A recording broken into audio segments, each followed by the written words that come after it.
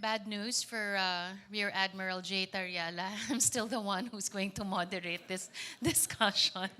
So, um, hopefully, at the end of this discussion, we'll be able to really examine, with a better lens this time, how national consensus on the West Philippine Sea can be strengthened through law, dialogue, and informed public engagement. And with that, I'd like to welcome our discussant onto the stage.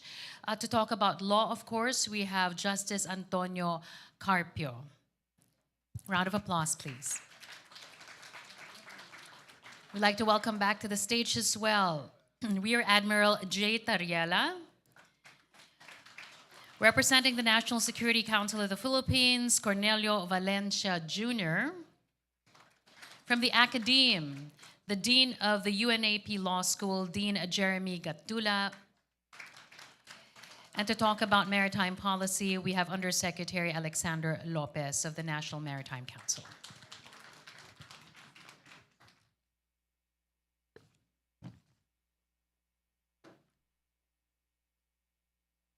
Okay, where am I? Where am I? I am there. Okay, okay. Hi, Justice Tony. Tawang-tawa ka kanina, Justice. Glad to have humored you. Okay, so let's begin. Let's begin. First of all, I wanna begin with the question that we left hanging a while ago about, is this a China problem or is this a Philippine problem? I wanted to get your insights on that, Justice Carpio. What do you think? Well, it is a problem of both countries because China claims the West Philippine Sea. We are also claiming it. We won the arbitral award. China refuses to acknowledge it. So it's a problem of China because China lost and wants to hang on to the area. And of course, it's more of a problem to us because we have to enforce it. So the question is, since China refuses to comply, is there enforcement? China refuses to comply, but there is actually enforcement because every time the U.S. and its allies sail in the West Philippine Sea, they are telling China, this is not your national territory.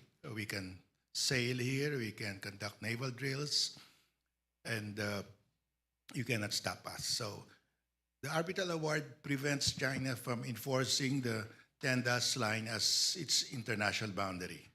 That's its enforcement because China cannot say that this is our international boundary.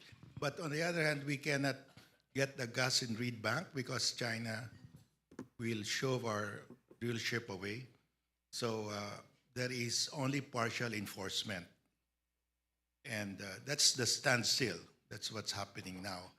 So we have to gather more friends in the international community to convince China to follow international law. For a while, we had a lot of friends. For a while, their voices were there until our voice suddenly dialed down a bit. Did you also observe that? When the arbitral award was issued, during the time of President Duterte, we were very lukewarm to the award. There were more celebrations in Hanoi than in Manila. But when President Duterte left, and now we have the entire EU behind us, we have the entire North America, Canada and the US, we have South Korea, Japan, Australia, New Zealand, and India supporting us. So we have practically all the countries in the world that have issued statements on the South China Sea arbitration. There is not a single country that supports China's claim that it owns the South China Sea. So that has been the impact of the arbitral award. The problem is it requires political will on our part to get the gas because Malaysia was able to get the gas. Indonesia was able to get the gas. It's really our fault now if we cannot get the gas because the allies, our US, are even offering to have a joint patrol with us if we get the gas. but they cannot be there 24/7 the whole year round. All right, thank you for that, Justice Tony. A while ago, Ambassador Del Rosario was so honest during the discussion, and I guess you know where I'm going next. Um, from the National Security Council, what do you know? I mean, if the DFA knows, do you know what the DFA knows? If Ambassador Del Rosario knows what she knows, do you know what she knows? And what are you doing about it? Well, definitely there are mechanisms on in National Task Force West Philippine Sea primarily is an interagency committee.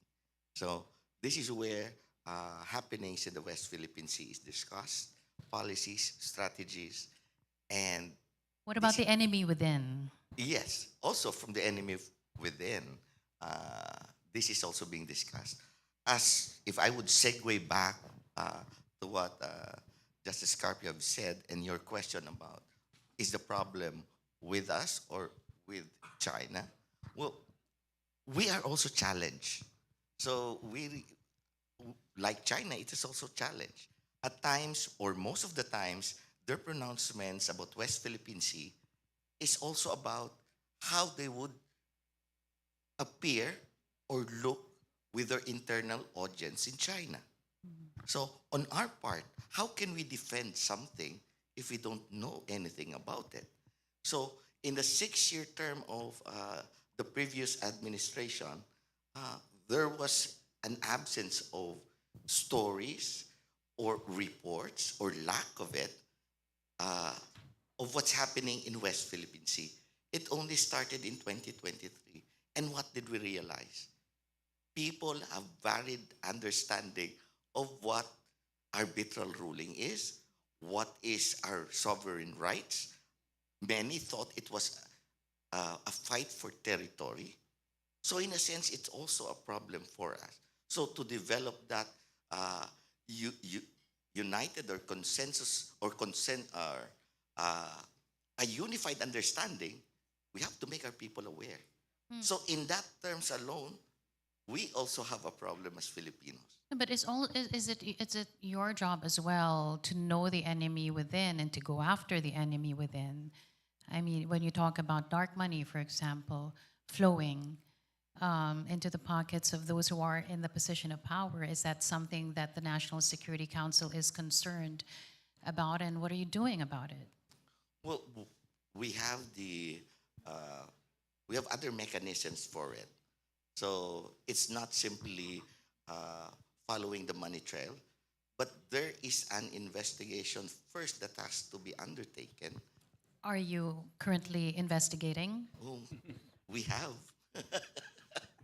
And the result? Well, we have said in media uh, s- that some have been looking at our personnel from within our organization. So, but that is part of, that's why in 2023, we have reorganized the defense and the security sector. So, as I've said, in 2023, we started not to look internal, but also external.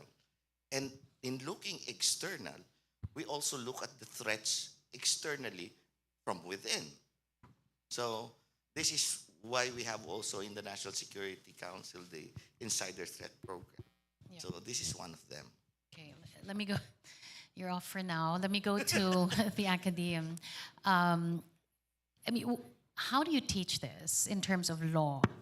Um, considering that, as evidenced by the discussion earlier, some of our lawmakers or some of the policymakers may have been compromised, and yet um, you see them crafting these laws that may affect what you're going to teach and maybe undercut what has been won. Go ahead, Dean. Well, it's a bit difficult to answer your question. Your question is essentially how law is being taught right now, which is different from how I would prefer the law to be taught. And the way I would look at it is that law is actually giving us the flexibility to provide us with the means to achieve the necessary tools for survival. Now, because perhaps of the amount of because of the past experiences we had, particularly with regards to human rights and so on, there's a certain reticence to interpret the law in a manner that would allow our police authorities to be able to maximize their capabilities to go after certain people. But that is not how I would interpret it.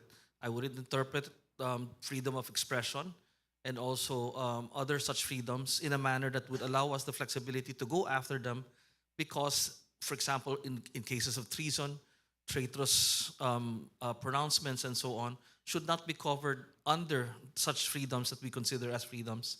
In fact, I would even go to the point of arguing that inherently those concepts that we consider as freedoms of expression, of speech, and so on, of the press, would, from the very beginning, would not necessarily cover those things.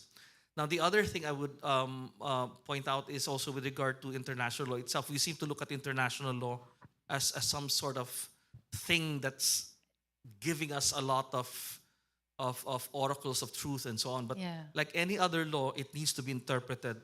And we have it in our means to interpret international law in a way that is going to be more aggressive for us and in a manner that would again allow us the capability to defend ourselves. I don't know about Jay, but I'm one of the believers in the sense that, you know, the definition of a gentleman is a person who knows when to stop being a gentleman. And if the other party is not a good faith um, carrying out or an actor of international law, then perhaps there should be a calibration of the way we understand international law in a manner that would prevent the other actor from being able to exploit our own previous reticence in asserting ourselves. So that's how I would, yeah.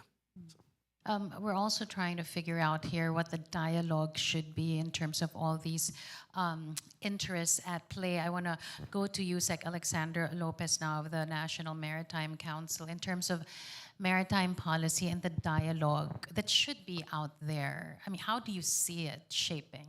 Oh, thank you very much, Carmina. Before I answer your question, maybe everyone observes that there are three agencies of government represented here: the National Council, the National Maritime Council, and the Philippine Coast Guard, representing the West Philippine Sea Transparency Group.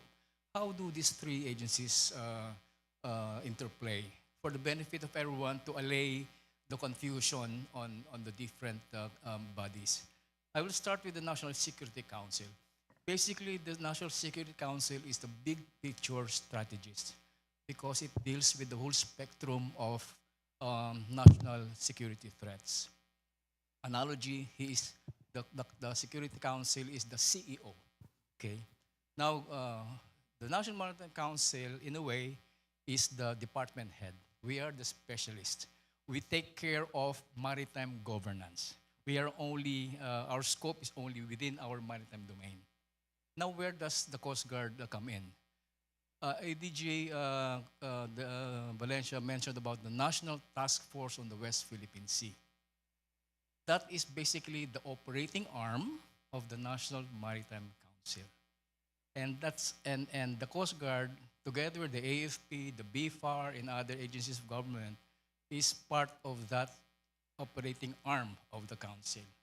So basically, that's where the National Security Council, the National Maritime Council, and the Coast Guard come in. Now,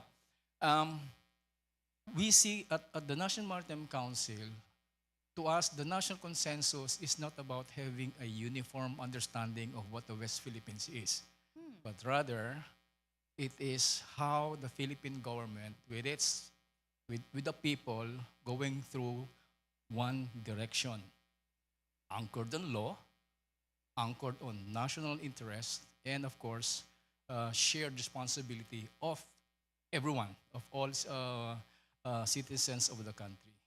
So basically, we have the law. It's been explained quite extensively during the past almost 2 days. What is not being discussed here is the other pillar, which is narrative discipline. That's where the policy of the NMC comes in. Maybe you have heard of one voice, many voices. Basically, that's a strategic communication strategy for the council. We have one message, but it can be articulated by the different spokespersons from the strategic, operational, and tactical level or grassroots level. No, I understand that within your little circle of trust. But may sintonado eh. Sa labas, someone is singing off tune outside of your circle. What do you then do with Yeah. that? That is now where the transparency unit of Admiral Tail comes in. We need to come up with those facts. We need to counter those disinformation. That's why we come up with pictures, we come up with videos to debunk all the lies or the narratives that the Chinese are coming up with. That's the only way to debunk them. Okay, Dean, you wanted to add something. Well, actually, I've been saying and suggesting that we could have actually started the prosecutions already. We had provisions, particularly on the Commonwealth Act, forgot the number, wherein we could already started prosecutions for espionage, particularly for any pronouncements that would make or cause demoralization of the military. Obviously, we can't make charges for treason because the way it's being interpreted is that it's supposed to be for wartime. But again, we could have had other prosecutions or charges made that would have essentially, in a way, put a certain amount of control or restraint on those bad actors or bad faith players that you were alluding to. The other thing, and the reason why Ambassador Lula was so I think, emphasizing the point of money is because it's money that essentially changes a thing from mere opinion to actually acting for another party, and that would be essentially evidentiary itself already of something that could be of a person being charged with. Now, I would like to emphasize one thing, and I think the issue has cropped up. Is it possible to craft a policy that would be going beyond a certain presidency or administration? And the answer there, again, is I would say yes, because of the fact that it's never written in the Constitution that foreign policy is in the hands of the president. I mean, what is written is that the president will be in charge of crafting treaties and so on. But in terms of foreign policy, when you really read the Constitution, it's actually something that's given to all three branches. And the Congress can very well craft foreign policy in a manner that could tie up any succeeding presidents from here on in. Create, for example, a strategic framework or create a policy framework with regard to the West Philippine Sea. The fact that we have a baselines law, the fact that we have a maritime boundaries law are already considered as a foreign policy that ties up future presidents. And if Congress could be could decide to act a bit more aggressively in this one, they could tie up for future presidents for a long time to come. Justice Tony, do you believe that the current crop of lawmakers have what it takes to actually craft the kind of foreign policy that the country needs to institutionalize everything and not just go by administration after administration? Go ahead. Well, first of all, we have to understand that the national policy on the West Philippine Sea has two kinds of dispute, deals on two kinds of dispute, the maritime dispute and the territorial dispute.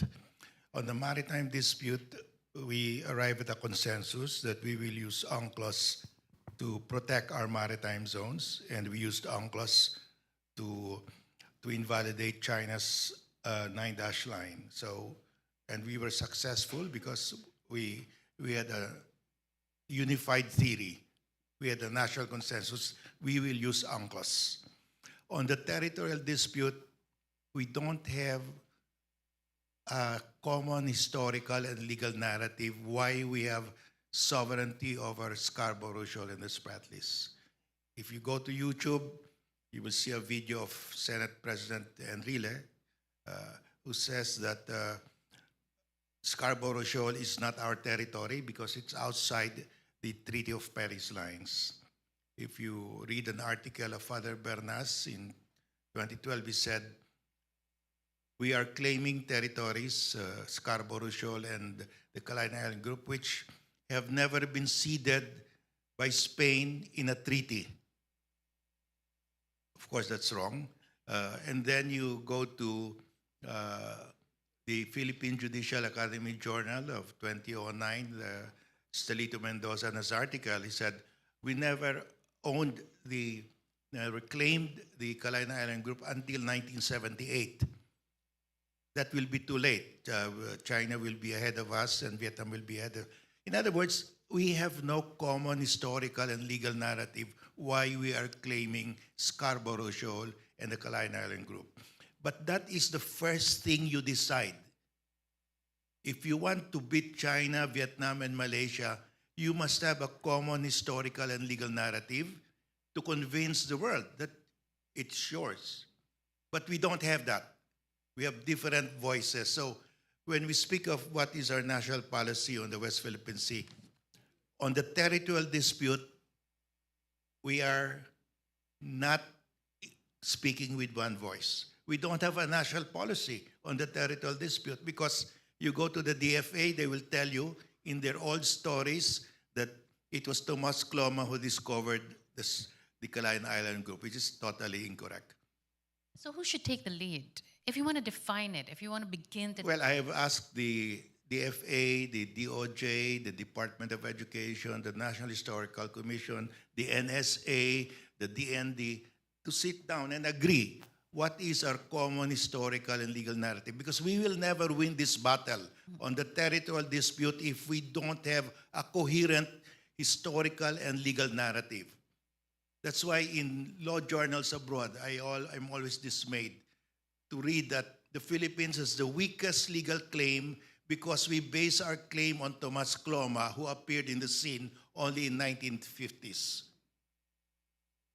We have to do better, much better now. We will lose totally if we rely on Tomas Cloma. I gave a lecture just last December in Palawan, and the fellow who spoke before me was from the Navy, and he said, we are basing our claim on the basis that Tomas Cloma claimed it in the 1950s.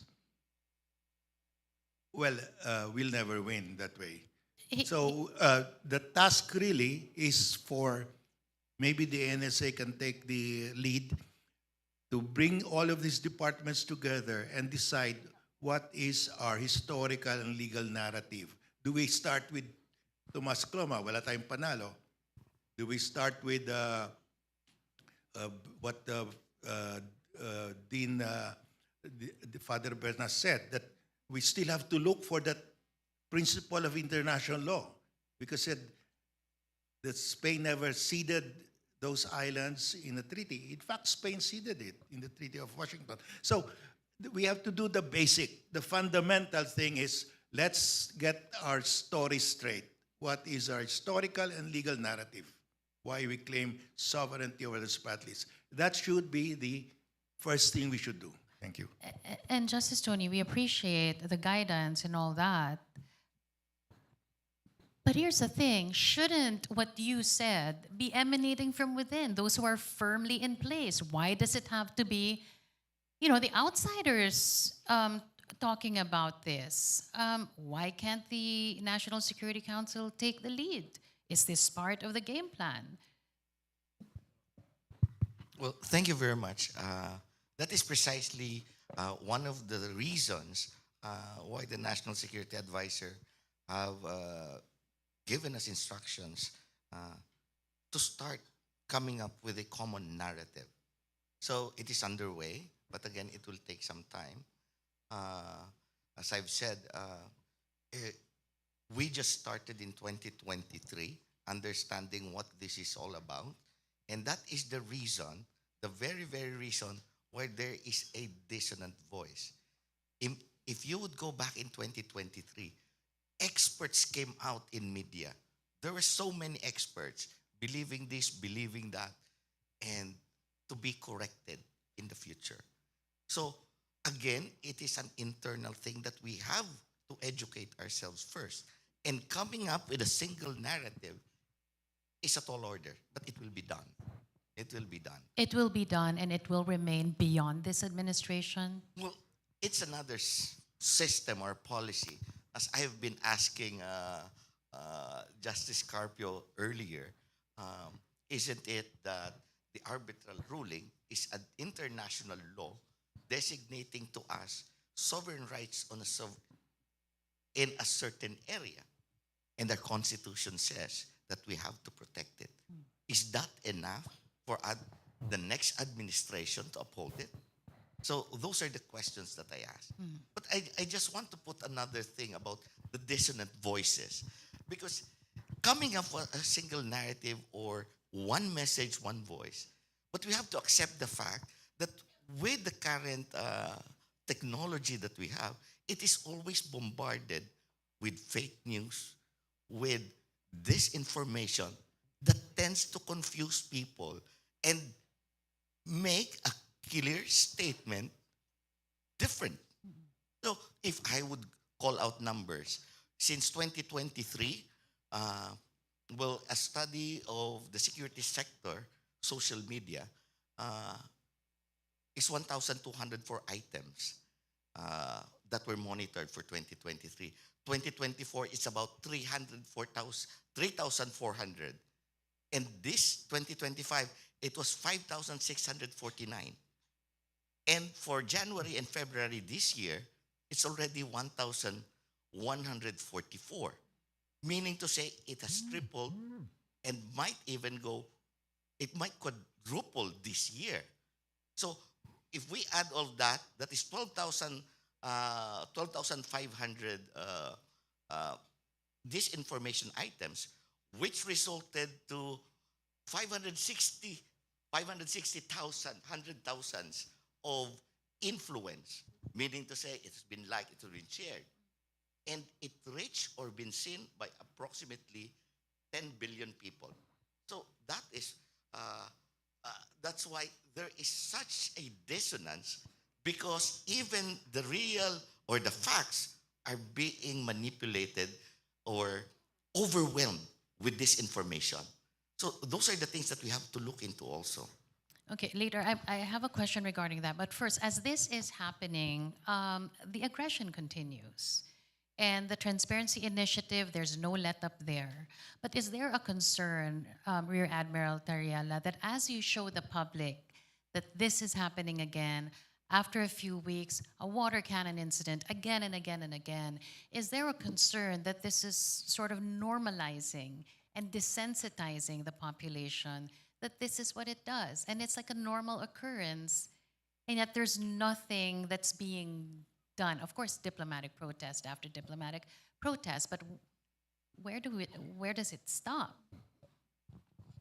Thank you, Ms. Carmina. There are two more public officials here joining the panel. But I really The like this undersecretary can also answer after you. I really like this question every time I'm asked.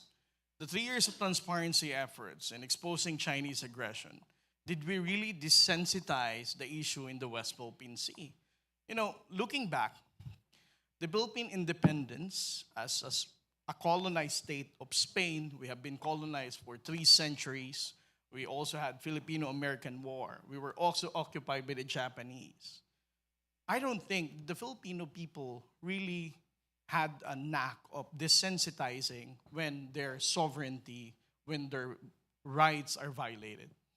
The 3 years of transparency of informing the Filipino people never made them more desensitized. I think it awakened more their sense of patriotism. You know, looking at our lengthy history of our fight for independence, the Filipino, our national heroes, Jose Rizal never thought of like, let's be a colony of Spain for the rest of our lives because we have been occupied by Spain for more than 3 centuries, right? They still fought for our independence and sovereignty. The transparency efforts in the West Philippine Sea is barely 3 years. I don't think that the Filipino people got tired already seeing my face on television complaining about the Chinese aggression. But I would like to interpret that, you know, looking at the social media accounts right now, it's not just the trolls who are countering disinformation or propagating our fight in the West Philippine Sea. These are organic Facebook users. They are now responding back. They are now calling out the pro-China legislators. They are also fighting against disinformation. The longer the transparency will, you know, survive under past 2028 or even a decade after, I don't think that the Filipino will get tired of hearing all this, but they will be more angrier, they will be more engaged, and their voices will be more louder to fight for our sovereignty and sovereign rights. Thank you. Go ahead. Uh, just to add data or facts to that, 2023, they are already saying that transparency is just normalizing it.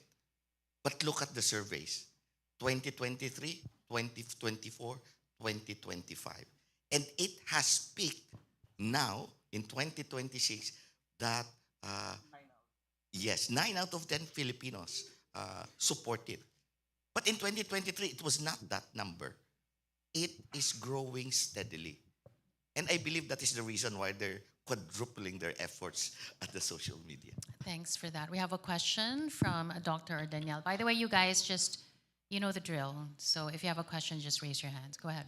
Yes, to encourage people to ask questions, let me ask the first question from the floor. ADG Valencia talked about surveys, about 94% of Filipinos support the transparency policy. But these same surveys also show that Sara Duterte is the front runner for 2028. And there seems to be a disconnect between what we want to fight for in the West Philippine Sea, what the Filipinos think should be our policy priority, and yet there seems to be a disconnect here, right? They want Sara Duterte to be the next president, but we know Sara is not necessarily supportive of the current foreign policy approach vis-a-vis the West Philippine Sea. And so the question is, And so the question is, what explains that disconnect? Justice Tony, and then, oh, Yusek Lopez, go ahead. Yeah, okay, thank you very much. Speaking of survey, while it is really accepted in the academic field, because you mentioned of the disconnect, right? Reality, when you talk about, again, ordinary people, what the West Philippine Sea, the normal question that Admiral Terrell is asking, they do not know. So basically, what is the measurement of this success, no, of coming up with the survey? Do they really reflect on the different sectors of society across Visayas and even Mindanao? That's why we want to take this opportunity, especially the schools represented here, that we barely have, a little over 2 years for this administration, and we want to take advantage of this administration. We do not know what happens come 2028, but we want to have more awareness campaigns, activities conducted by Admiral Tariela, maybe conducted by our office, conducted by the different government agencies. That's why we have one message, many voices, and we want to we want to engage more schools, more sectors in a span of maybe a little over 2 years, maybe 1 year, because by 2027, 28, basically, it's already election fever. So we barely have 1 year to make good of this administration. So And what, sorry to cut you there, and what exactly are you going to awareness tell the campaign, students? awareness campaign, so that come voting time, more Filipinos, especially the new votees or those that are not yet in voting age, by the time they'll be on the voting age, come to 28, they'll be more aware and they're coming up with more intelligent, choices. But what are you exactly going to tell them that would allay the fear of Dr. or Danielle there? What is going to be there in that text, on the text? Will you say this, and this? If someone says this, then they're not necessarily with us, then they're necessarily against us? Is that how you're going to say it? Do you have any? Yeah, that's why. Again, knowledge basically will be coming from, of course, not only from the government. It is a shared responsibility coming from the different schools, for example. So we want to go around, we want to engage more schools, we want to engage more students, we want to engage more, for example, youth, fisher folks, even the women, just to drive this message. So that come 2028, maybe there will be a big difference on how the people will be voting for our national leaders. Naisip ko lang, Paano kung walang debate? What if there's no debate that would necessarily ask all these candidates what their positions are regarding the West Philippine Sea or in terms of policies with regard to China? Then how will the voters even know? Well, the, How can they link? well, the problem with debate is sometimes the people concerned would not even dare join the debate. Exactly. Exactly. How do we address that? Of course, once we go around and meet people, discuss with more people, and then maybe the outcome will be different come 2028. Dean, But I think what we need is a candidate who actually will raise it as an issue. And the surveys actually would show that, okay, fine, perhaps sovereignty may not be something that will be resonating, but what would resonate is essentially the livelihood and income of people. And if we can tie, for example, the livelihood and income of people with the West Philippine Sea issue, then that would go a long way and perhaps be helpful as well. The other thing that we could probably frame it is that it becomes an existential issue. And the best way to know how, for example, a China that is very dominant in the Philippines, or let's say a China that becomes very dominant in the Philippines, and how would China treat Filipinos, is to look at how China treats its own citizens.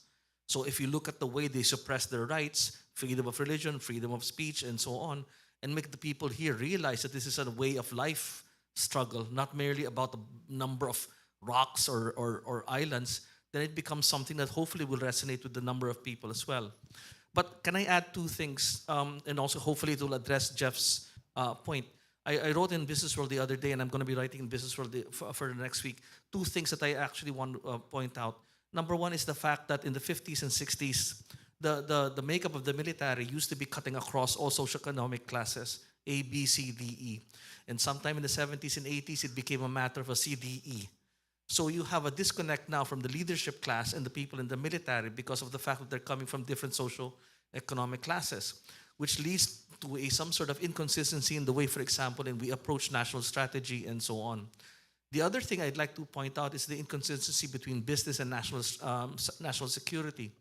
Because, okay, fine, we're all railing against China, and yet the greatest number of imports that we're taking in is from China. Our greatest trade deficit is with China. We have a 47.9 billion trade deficit dollars, and more than half of that is coming from China. And what we are importing is what? Fuels, textiles, electronics, and other manufacturing goods, all of which we need for warfare. So if we're going to be struggling against a country, then might as well diverse ourselves from being so dependent economically from that country. So well said. Yes. I would like to weigh in on Jeffrey's question. How can we be able to make West Philippine Sea as an election issue? You know, way back in 2025, there was a survey saying that the West Philippine Sea can be an election issue with the last midterm election. Unfortunately, I think majority of us were a bit disappointed about the result of the election, right? So the question then is, why it didn't resonate on the forecast that West Philippine Sea will be an election issue in 2025. Some commentaries were written about it, and they were saying like it's because the Philippine government failed to call out those candidates, labeling them really as pro-China candidates. I think that might be true. And if we're going to ask me, how can we be able to do that in 2028, supposing that West Philippine Sea will still be an election issue? I think that is not actually the responsibility of the government. The reason why we are engaging the academic, why we're visiting different universities, why we're also engaging the media, why we are reaching out to the educators and normal people, it's because we want you to be amplifiers of that issue, to make the Filipino people, especially the younger ones, to realize that this candidate is pro-China and he's going to sell us out the moment he or she becomes the president. It is each and everyone's responsibility to do that, to make all voters in 2028 realize that, you know, I can be the spokesperson of the Coast Guard, but that responsibility is only limited on exposing Chinese aggression. It is our patriotic duty to also expose those politicians who are running in 2028 as pro-China candidates.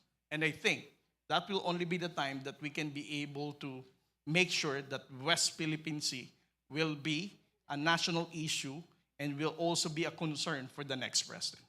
Thank you, Rear Admiral. We have a question from the floor. Go ahead, sir. Hi, I'm Attorney Aquino from Leyte College's College of Law. I'm the Associate Dean and also a Public International Law Professor. I don't have a question. I have a practical suggestion on behalf of PIL professors. I think, Dean Justice Carpio, it would be very helpful if you give us a document summarizing everything that every law student must know and have the LEB endorse it.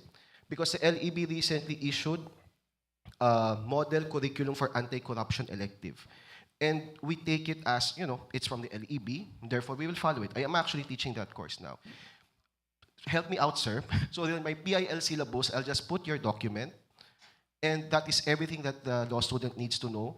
Let the scholars engage with it critically, but 80% of law students don't care about the critical thinking part. They just want to pass the course. So help us, I'll just tell them, okay, memorize this. It might come out in the bar.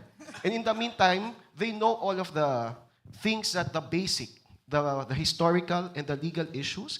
All law students will know it. Let those that have a special interest engage with it critically. So that's my suggestion, sir. I think we should engage the LEB for that. Thank you. Your reaction, Justice Tony. Yeah, I will gladly do that. But I will. Right now, I have uploaded all my lectures on YouTube. So one lecture has about 1.6 million views, and I think some of your students are watching it.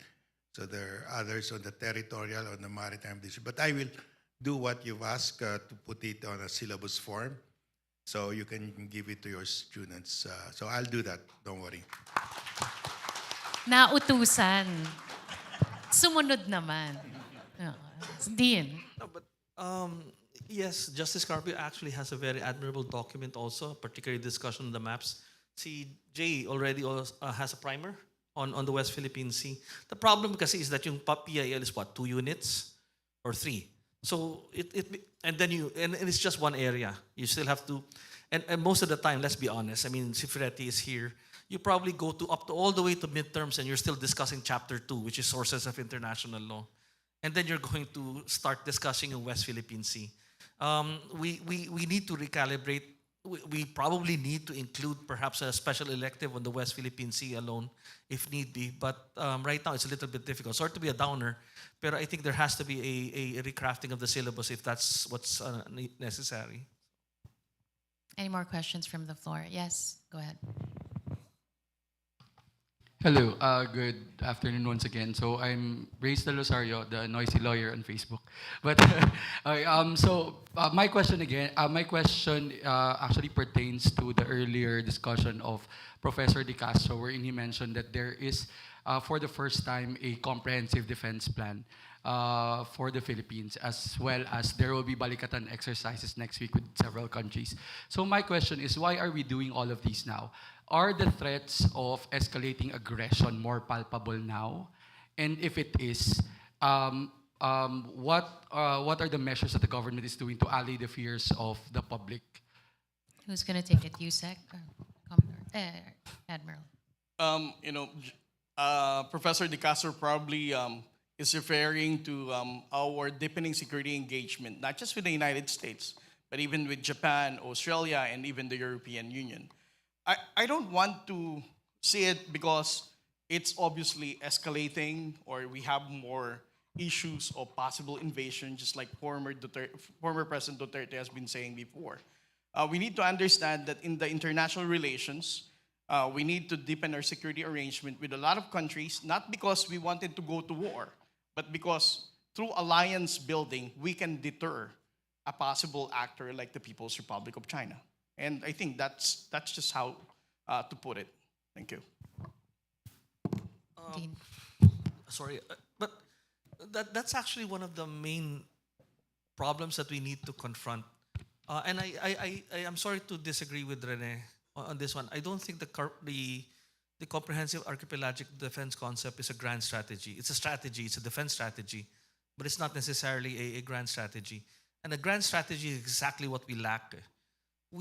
I don't think we simply have an idea of where we are in the world. I mean, the Chinese have this third world or third empire thing or whatever it is. The Americans have this beacon on the hill idea of who they are. But one of the main reasons why we're having a little bit of a difficulty is because we're playing catch up. You yourself mentioned that CJ was a lonely voice. Because at that time, what was I doing? And for example, Ambassador Lula was doing. We were actually dealing with the WTO at that time in the 2000s. And then, of course, later on, you had this huge divisive discussion on the RH law, RH bill, and so on. So this became only an issue, 2013, 2014, when that thing that may standoff happened. So I think if we would have from the very beginning an actual defined concept of who we are as a country, what is our place in the world, what do we want other countries to react in the way we would prefer that they react, then we would be able to craft an overall grand strategy for us. But as of now, I think it's not there, and it's lacking. Yeah, and also to jump off from your point, as a communicator, it's very clear, as I've been observing, I mean, I've been doing a lot of interviews as well. It's very clear that China knows what she is, what she wants, what she intends to do, and China also knows the recipient of her messages. And it's not the entire world, it's the Chinese people. So I just wanted to ask Yusek Lopez, with a one voice, many voices and all that, who's the intended recipient? Have you figured it out? Like, who's going to be the recipient of these messages? Is it to the outside world or is it to us? Well, primarily it's for the Filipino people, for the internal audience, because this is what national consensus mean. Again, one of the pillars again of the NMC is inclusive engagement. Consensus doesn't necessarily mean it's Manila-centric. We need to touch people from the Visayas, Mindanao, the different sectors, and deliver what is the message of the government. It's not about China, but it's about what we have. Whether it's China or another country, it's a different thing. But what we have, we need to know that there's a ratio of 1:7. That's why, again, that's where maybe the concept, the CIDC comes in. We need to have a strategy that would address our geography. We are, especially in the south, we are porous, so different, threats of national security come in, ingress and egress. So basically, we have to have a strategy that will address that. China is one thing, but the other thing is piracy, smuggling, and things like that. So these are all, that basic defense is for that purpose. So again, we need to we need to engage our people so that we can have a common direction. Again, anchored on law, anchored on our interest, and we do have to have share of our own responsibility. Yeah, and I know you've just started, but how's it going so far? May pagtanggap pa, Well, may pagsalo ba ng mensahe? well, we are going there. That's why I did you a while ago. We are getting there. We're trying to come up with that narrative. Suffice to say, we are working on that. Special National Maritime Council. We want to have this common narrative, different perspectives in terms of what is our maritime rights, where is the Philippine Sea. These are the different messages that we need to come up with. Yeah. At least one. When we say one message, is up to different perspectives. But we need to communicate that from the strategic, operational, and grassroots level. But you can't do it as just an agency, right? You need the help of the other departments of government as well, like the DepEd, for example, or even CHED, for example. Yeah, that's why. Diba? That's why the council is interagency. It is composed of different agencies of government that has the maritime lane as part of their mandate. So basically, we need to come up, we need to drive this coherent and cohesive approach. Okay. We have another question here. This question is addressed to all the panelists. Why do you think the Philippines has not brought this attention or this issue to the UN General Assembly? Can you discuss the advantages and disadvantages of doing so? Go ahead. There was an effort before to bring in other words, we'll sponsor a resolution for the General Assembly to consider that resolve that China should comply with the Arbitral Award. That would be the basic purpose of the resolution. But of course, we realize it's a matter of voting in the General Assembly. So you just do not submit a resolution for voting. You have to talk to each country first to get their vote. Once you know you have the majority, that's the time you submit it for voting. So, but it takes a lot of work to get a majority on your side. I think we will get a majority now because we have the entire EU on our side. You have North America, you have Australia, India, Japan, South Korea, New Zealand. So, and all the other coastal states that want to protect their exclusive economic zone for them from their bigger neighbor, because they don't want their bigger neighbor to follow China to seize their maritime zones. So, yes, we should do that, but it needs a lot of preparation. The Department of Foreign Affairs must ask all their embassies to talk to the foreign governments to get the vote, because China will spend money to get the votes. But my argument against that is, okay, China gives a lot of foreign assistance, grants, aids to many countries. But if you combine what the US, Canada, Australia, and the entire EU give to other countries, it will be much bigger. And that's why we need to get the support of EU, US, Canada, and Australia for this. Because in Japan, because they're huge donors to developing countries. So it takes a lot of time. And I don't know if the DFA has a stamina to that kind of work. Thank you. But they should. Yeah, they should. It's a necessity. All right. We have a question.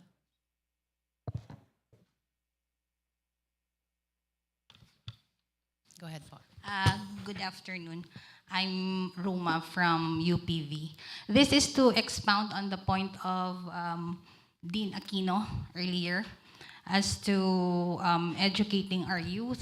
Actually, last February 6, the Governor of Iloilo, Defensor, he actually signed an ordinance that incorporated the study of the WPS in the basic curriculum of all the public and private schools in Iloilo. So, coming from an island barangay, so to take inspiration from the legislative initiative of Iloilo in order to bolster our education campaign for WPS and also to combat disinformation, not only among our students, but also their parents, their millennial parents.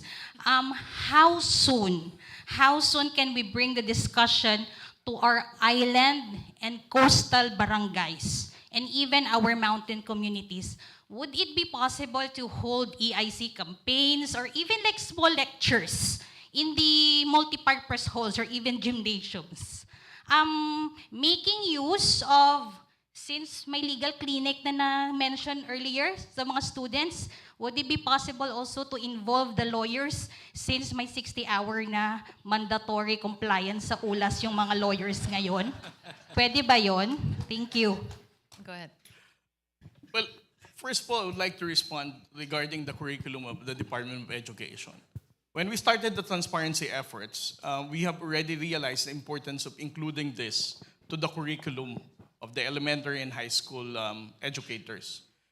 We first went to DepEd. Unfortunately, it was not Secretary Sana Angara then. So we waited until Secretary Sani Angara became the DepEd. We proposed an adjustment for the curriculum of the 4th grade if they're going to talk about geography. We need to include where the West Philippine Sea is. And then for the 6th grade, social studies, they're going to discuss the 2016 Arbitral Award and some basics of the UNCLOS. And then for the 10th grade, we also propose the inclusion of a much more detailed discussion of the 2016 Arbitral Award and the Chinese 9-line being invalidated by the Arbitral Award. So for Secretary Sani Angara, he already acted on it. As a matter of fact, this coming school year, they have already altered the curriculum for the 4th grade, 6th grade, and 10th grade. And I have distributed the comic book, which was written by, edited by Attorney J. Batong Bakal, the National Security Council, the Department of Foreign Affairs, and the Department of Justice. When we wrote that book, the idea is that we're going to talk about already the 1898 Treaty of Paris, the 1900 Treaty of Washington, and to also invalidate the discussion about the 9-line. So not a single peso was spent by the national government for that comic book project. If you're going to look at the back of the comic book, it is written there, just like our land, seas, and independence, that comic book is not for sale, right? And that is our another effort to make sure that our younger generation will be able to learn about our position. With your suggestion about moving in different parts of the country, giving lectures, I've been doing that already, of course, with the support of the National Security Council and the Armed Forces of the Philippines. Regarding your recommendation, volunteering all the lawyers to do this 60-hour lecture, I think Justice Carpio and Dean has a much more better response to this concern. Thank you. You think that's doable? Yeah, I think what is good with that provincial board resolution is it can be duplicated, replicated in other provinces. That will go hand in hand with the DepEd, with the education in the DepEd. No? So yes, maybe Jay, we can help them talk to the other governors. Yes, sir. No? To adopt their, I've seen the resolution and their program activities. It's very thorough, so we can use that as the template. Thank you. Can I? Go ahead, AD. Yeah. Well, I really would like to see what you have, because one of the programs of the National Security Council is going on campus caravans. But other than that, most recently, what we do is go from the national to the regional peace and order councils and the development councils. So it's where the governors, the mayors, and then we provide them not only updates on national security, which include Middle East, West Philippine Sea, but also foreign interference and malign influence. So there is an ongoing effort for creating awareness, like the security sector also has Oplan Mulat that goes to the grassroots level, teaching all these things. But again, it is not enough. When we talk to people, you can see that they are like sponges, taking the information and they want more. And we really have to be creative. If I would say, the responsibility to talk about West Philippine Sea, the responsibility to fight interference and malign influence is upon all of us. So there's a lot of things to do. Seeing you, I was reminded of a creative idea, and this might come as a joke. Why not create a policy putting in every beauty pageant a question on West Philippine Sea? I'm not sure how I'm gonna take that suggestion or idea. Let's just pretend that didn't happen. Okay. Let's go to the next question. Not actually a question. I would like to link my suggestion to Dean Jemmy Gadula regarding the educational academic campaigns. And I'm actually Irvin Sape, the Executive Director of Philippine International Law of the Sea Academy. If you haven't heard yet, the short name for PhilSea. While PhilSea, we recognize that there are a lot of educational campaigns on law of the sea and West Philippine Sea, and we appreciate that. And of course, I'd like to suggest that everyone here and watching live to invest in training because we actually have a lot of training opportunities happening online and on site. Not just only PhilC, I'd also like to recognize our colleagues from the Foreign Service Institute of the Philippines. They have their FSI Law of the Sea Academy, who train the government officials. UP IMLOS has, headed by Prof. J, also have their Law of Naval Warfare Academy. And several Filipino lawyers and legal educators have been conducting around the country training on law of the sea and West Philippine Sea. But of course, I'd like to speak on behalf of PhilC, because PhilC just not only train the trainers, train the legal educators, but we also have our trainers from overseas, more than 60 plus or around 50 plus annually, because our trainers, we curate them according to what research area are they working on under the law of the sea. And that's why we have annually judges of international tribunal and courts as our trainers. And additionally, I'd like to inform everybody that we have training alumni from law school deans, from law schools who are deans and professors, and they have informed me that they wanted to propose to the LEB because they're part of PALS, Philippine Association of Law Schools, to have a specialized track on law of the sea, not just an elective course, not just integrated in public international law syllabus and constitutional law, but also have a specialized track which is actually a bottom-up approach. But I'd also like to request the Honorable Justice Carpio if we can also escalate that proposal for within the LEB, PALS, and law schools, so we can train each other, invest in training continuously, even in succeeding administrations, whoever will be elected. Thank you. Thanks, because obviously the interest is there and the eagerness is there. We have time for one final question before we wrap things up. Oh, two more. You went first. Go ahead. And then, ma'am, go ahead. Apologies for the last minute question. This is open to the entire panel on whoever wants to answer. How do you believe the Philippines can standardize its evidence gathering and public release protocols in relation to videos, historic records, even public statements by government officials, in the hopes of hopefully unifying and strengthening the Philippine position in the West Philippine Sea? Who wants to answer that first? Go ahead. If I may, actually, that's one of the activities being done by National Maritime Council. We would like to standardize everything, coming up with what is the narrative, what is the message, and how does each spokesperson would want to deliver it, so that we will be having a uniform way of conveying matters or things or issues. And in like manner, how do we say it, what tone, so that we can also be consistent with what our president, the marching orders of the president is. We want to convey the message that whatever we do, whatever discussions will be or disagreements will be resolved through peaceful means, things like that. Those are the policy issues that we want to convey.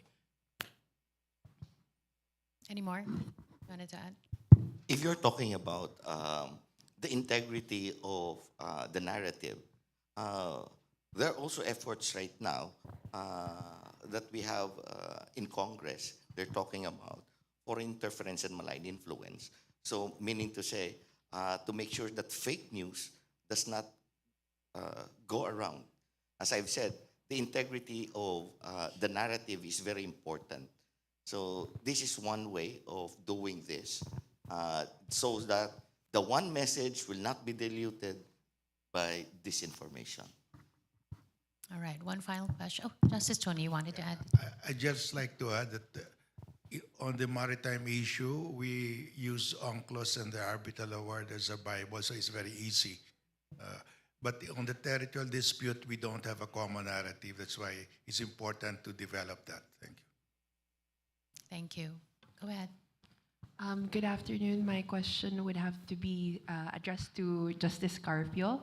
I actually had the privilege of meeting you when I was still an undergraduate student and asking you how can the DFA invest in particularly with contributing to this issue of the West Philippine Sea, because this issue was just decided by the tribunal at that time.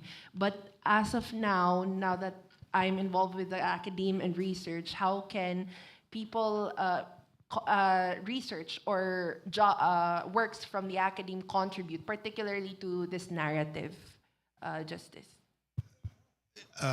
Well, I propose that the different colleges, College of Laws, submit their suggestions, recommendations on what will be our common narrative.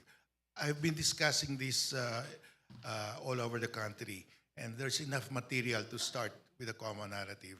And maybe the Law Schools Association, the PULS, can come up with a recommendation on what should be the common historical and legal narrative.